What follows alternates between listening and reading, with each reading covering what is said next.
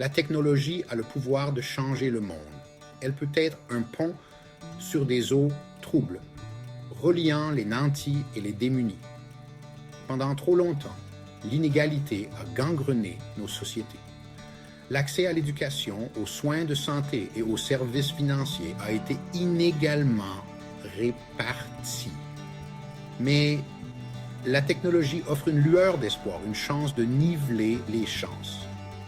Les plateformes d'apprentissage en ligne apportent une éducation de qualité aux quatre coins du monde. La télémédecine met en relation les médecins et les patients dans les régions mal desservies. Les plateformes de microfinance donnent aux entrepreneurs issus de milieux défavorisés les moyens d'agir. Ce ne sont là que quelques exemples de la manière dont la technologie est utilisée pour combler le fossé entre les privilégiés et les marginalisés. L'éducation est la pierre angulaire du progrès, un droit fondamental qui façonne l'avenir des individus et des sociétés. Elle donne aux individus les moyens d'agir, fait tomber les barrières et crée des opportunités de croissance et de développement. Mais pour des millions de personnes dans le monde, une éducation de qualité reste hors de portée, un rêve lointain. C'est là que l'apprentissage en ligne entre en jeu en comblant le fossé et en apportant l'éducation à ceux qui en ont le plus besoin. Les plateformes d'apprentissage en ligne rendent l'éducation accessible à toute personne disposant d'une connexion Internet, quel que soit l'endroit où elle se trouve. La Khan Academy, par exemple, offre une éducation gratuite et de classe mondiale à tous, partout dans le monde, en supprimant les obstacles financiers. Coursera s'associe aux meilleures universités pour proposer des cours en ligne à des millions de personnes dans le monde, dans un large éventail de matières. Ces plateformes font tomber les barrières géographiques et démocratisent l'accès au savoir. L'impact est profond et de grande envergure. Les élèves des villages reculés peuvent désormais apprendre des meilleurs enseignants du monde, en acquérant des connaissances qui étaient autrefois inaccessibles. Les adultes qui n'ont jamais eu la possibilité d'aller à l'université peuvent désormais poursuivre des études supérieures, ce qui leur ouvre les portes de nouvelles carrières et d'un épanouissement personnel. L'accès à des soins de santé de qualité est essentiel pour une vie saine et productive. Pourtant, des millions de personnes n'ont pas accès aux services médicaux de base. L'isolement géographique, le manque d'infrastructures et les contraintes financières sont autant d'obstacles. La télémédecine est en train de changer la donne. Elle utilise la technologie pour fournir des services de santé à distance en comblant le fossé entre les patients et les prestataires.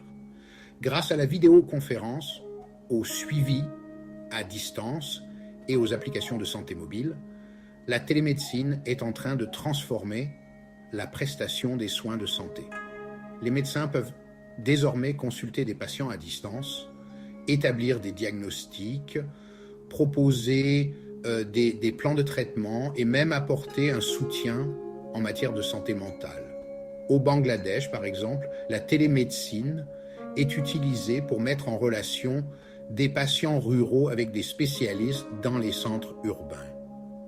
Il en résulte des diagnostics plus rapides, des traitements opportuns et de meilleurs résultats en matière de santé. L'inclusion financière est la clé de l'autonomisation économique. Elle garantit à chacun, quelle que soit sa situation économique, l'accès aux services financiers essentiels. L'accès aux services financiers permet aux individus d'épargner, d'investir et de se construire un avenir meilleur. Il leur fournit les outils dont ils ont besoin pour gérer efficacement leurs finances. Cependant, les institutions financières traditionnelles excluent souvent les pauvres et les marginalisés. Ces personnes se heurtent à de nombreux obstacles qui les empêchent d'accéder aux services bancaires. Ils manquent de garanties, d'antécédents, de crédit et d'accès aux services bancaires. Cette exclusion perpétue le cycle de la pauvreté, ce qui rend difficile l'amélioration de leur situation économique. La microfinance intervient pour combler ce vide. En offrant de petits prêts et d'autres produits financiers, les institutions de microfinance offrent une bouée de sauvetage à ceux qui en ont besoin. Les institutions de microfinance proposent des petits prêts, des comptes d'épargne et des produits d'assurance aux personnes à faible revenu, en particulier aux femmes, qui sont souvent exclues du système bancaire traditionnel. Ces services sont adaptés à leurs besoins spécifiques. Ces services leur donnent les moyens de créer des entreprises, d'investir dans l'éducation et d'améliorer leurs moyens de subsistance.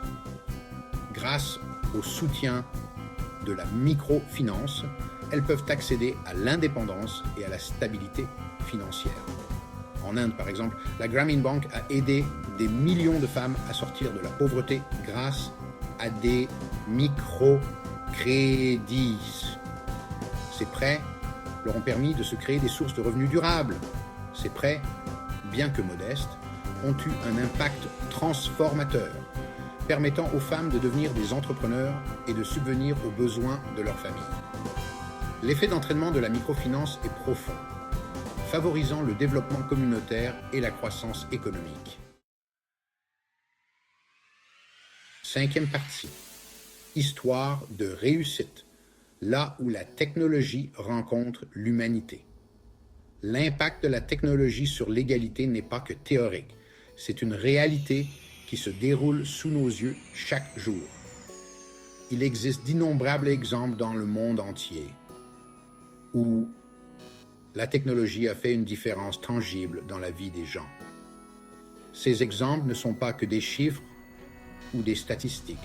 Ce sont des personnes réelles dont la vie a été transformée.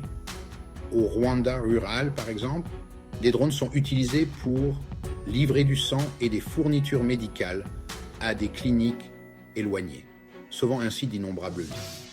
Cette utilisation innovante de la technologie garantit que même les communautés les plus isolées ont accès aux soins de santé essentiels.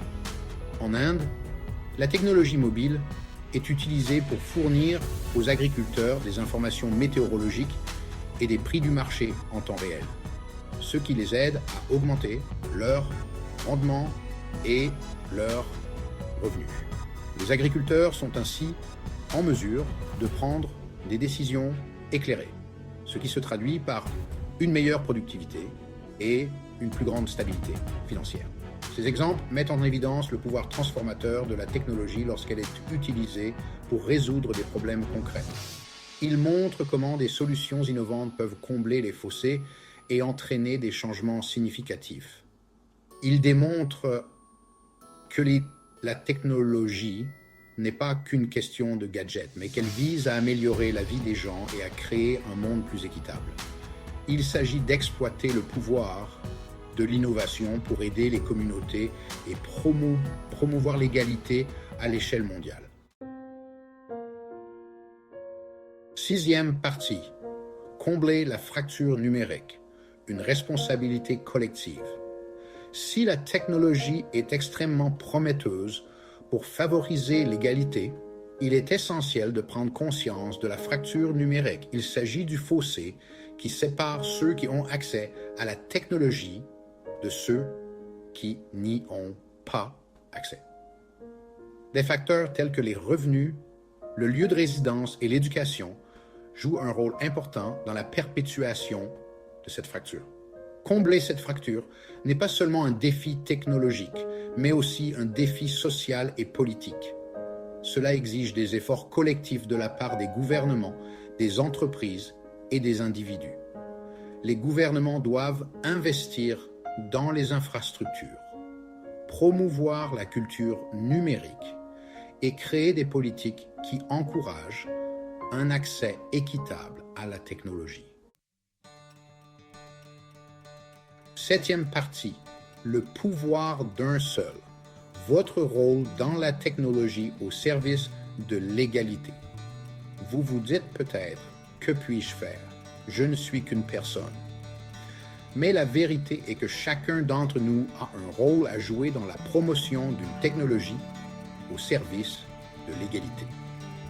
Nous pouvons soutenir les organisations qui s'efforcent de réduire la fracture numérique. Nous pouvons donner de notre temps et de nos compétences pour enseigner la culture numérique. Nous pouvons plaider en faveur de politiques qui promeuvent l'accès à Internet pour tous. Même les petites actions peuvent faire la différence. Soutenir les entreprises technologiques éthiques, sensibiliser le public sur les médias sociaux et avoir des conversations sur ces questions peuvent contribuer à un paysage technologique plus équitable.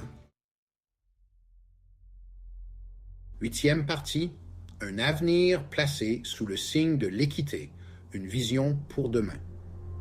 Imaginez un monde où chaque enfant, quel que soit son milieu d'origine, a accès à une éducation de qualité. Imaginez un monde où la distance n'est plus un obstacle aux soins de santé. Imaginez un monde où chacun a la possibilité de s'épanouir pleinement grâce à la technologie. C'est l'avenir que nous devons nous efforcer de construire. Un avenir où la technologie n'est pas un outil de division, mais un catalyseur d'égalité. Cet avenir est à portée de main, mais il exige un effort collectif. Cela exige que nous considérions la technologie non pas comme un simple outil de profit, mais comme un outil de progrès, un outil d'égalité.